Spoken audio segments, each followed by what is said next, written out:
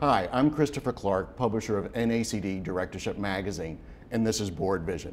Today's topic is succession planning with a focus on emergency succession planning. I'm joined today by Ted Dysart, Vice Chairman, Heidrick Struggles. Welcome, Ted. Great to be with you. Now we are in 2014, mid to late 2014, and I'm sure kind of the state of the union for succession planning has changed. Can you share some of those changes or different perspectives? Yeah, I think it's changed a lot, and clearly boards are paying a bit more attention to it, although I don't think we're where we need to be.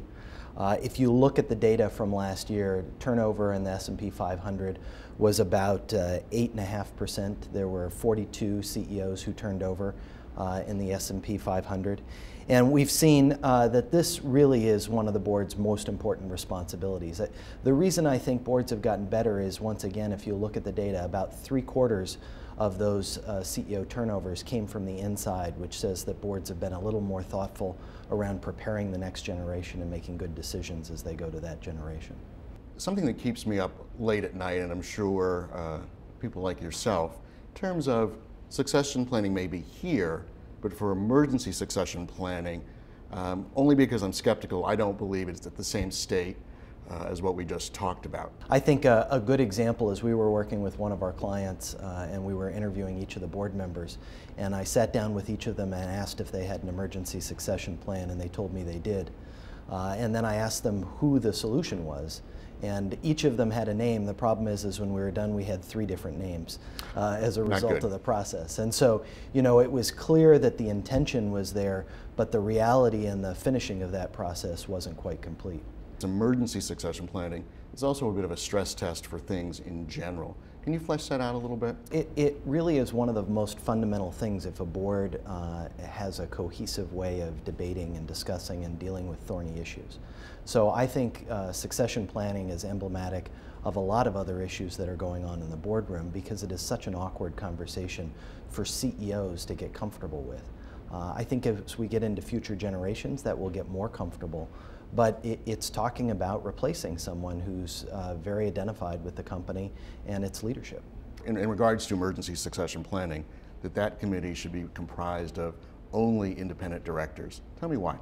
Well, I think the reality is that the CEO can have input into the discussions, but they really should not be in the room for the debate and the dialogue, because once that person's in the room, people will censor their comments and not be as free as they would be otherwise as the board's in executive session discussing those issues.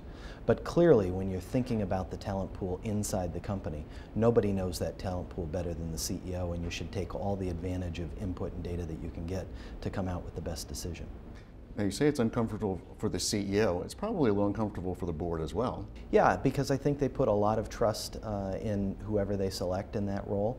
And whether you're talking about a proverbial accident, i.e. the plane going down, or whether you're talking about a performance issue, it really can be an awkward thing for those board members to discuss out in the open.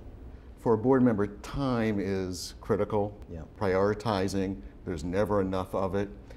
So let's go to the steps of kind of integrating succession planning, emergency succession planning, with the rest of their responsibilities. I do feel that these peaks outside are really important, but I'm sure you have kind of a chronological list of steps above and beyond that. Yeah, I mean, I think the first step is to systemize and formalize the process, and a board needs to have this on its calendar on a regular basis. That might be once a year, it might be every other year, and they need to look at the scenarios for that succession planning.